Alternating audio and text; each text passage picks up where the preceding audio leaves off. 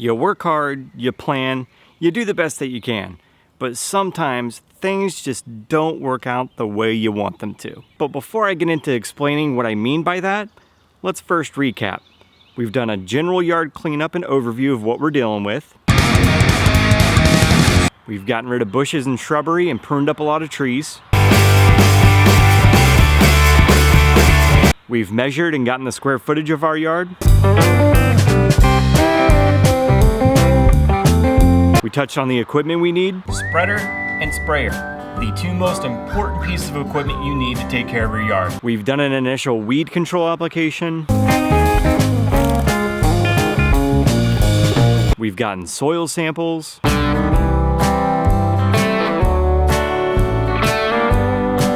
We've done a follow-up spot kind of treatment with weed control products. We've gotten rid of moss. And we've dethatched the yard.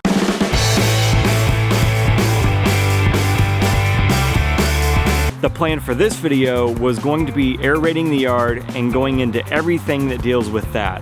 But one important factor has held us back: the weather. A few days after dethatching the yard, literally about 2 days after, the temperatures plummeted into freezing temps. And it was like that for about a week. Pretty sure I stated before in other videos, but I've got to wait for at least 75% green up on my lawn before I can get the aerator out to puncture some holes in it and start fertilizing and overseeding.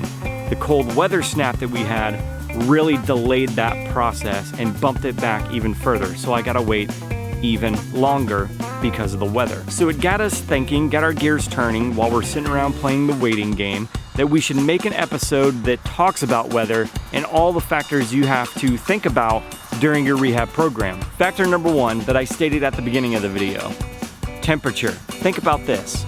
If it's too cold, plants are dormant. They're not doing anything, they're lying low. No activity is happening. So if you put down any kind of application, the likelihood of those plants absorbing that product are very slim. On the opposite side of that, if it's too hot, if you're spraying at high noon in the middle of the summer, you risk burning up a ton of stuff, possibly killing your yard, and you're back to square one, which is the complete opposite of what we want to do. So when is the best time of day to make any kind of application or do any kind of control products in and around the yard? Applying in the evening is best because the plants are in recovery mode and trying to recover from the stress and the heat and the weather from that day.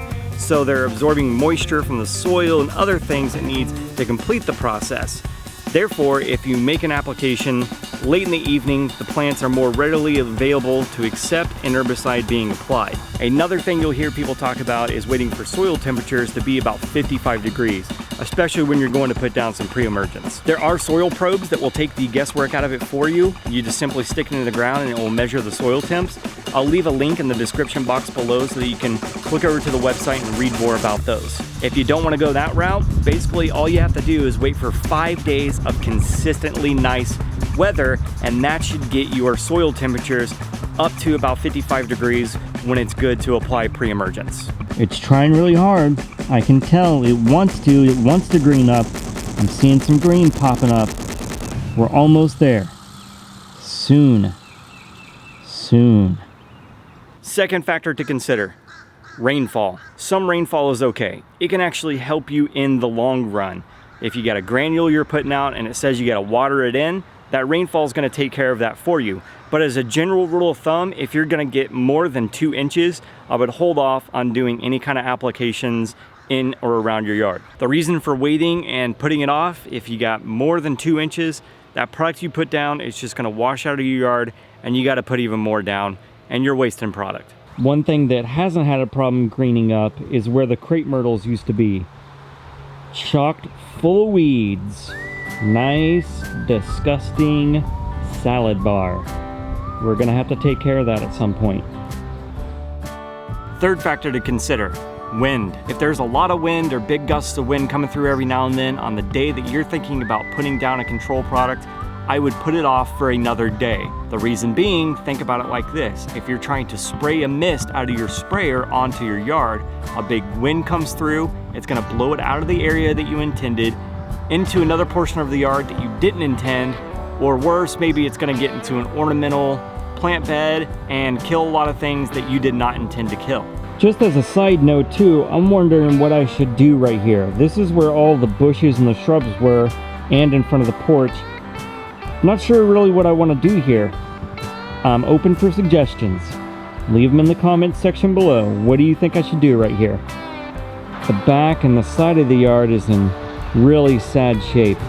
It really wants spring to get here, and it really wants new grass seed and lots of love and affection.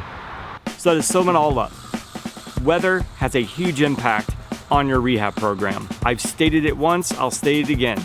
Timing is everything, especially with pre and post emergence. If you got a lot of weather extremes, meaning too much rain or not enough rain, you're in a drought, or you get heavy winds, it's too hot or it's too cold, those are gonna play a big part in your control program. If you click the eye icon in the upper right hand corner of this video, it'll take you over to our lawn schedule within our lawn care guides on our website. This is for both cool season and warm season grasses. So for all you people in the north and for us folks down here in the south, it'll give you a broad overview of when you should consider doing all of these applications, your pre and post emergence, when you should consider aerating and dethatching, all of that good stuff. Pretty sure I hit on the major topics that we wanted to discuss. If there's something that we missed, or you have further questions when it comes to whether and when you should time your applications, leave them in the comment section below, or type up an email and shoot it over to the customer service staff, or just pick up the phone and give them a call. The weather has been crazy. It's been all over the place. It's been hard to predict, and it's been hard to stick to our original plan of when we wanted to do everything. But again, that's okay. That's what doing my own lawn care is all about. Learning, moving things around, scheduling, learning what it takes to really put into place a rehab program to get that big, beautiful, green, luscious lawn you've always wanted. We are just now creeping back up into the 60s, low 70s. So if that continues, we should start to see some green up on the lawn, which means I can get the aerator, I can get the fertilizer, the grass seed, and really get into the meat of the rehab program. So make sure to follow along by clicking this button to subscribe to the channel, and also check out all the other videos by clicking this playlist that we've done in the series so far. I hope you're still learning, and I hope you're still having fun watching the videos. I know I'm having a blast making them for you. And as always, thanks for watching.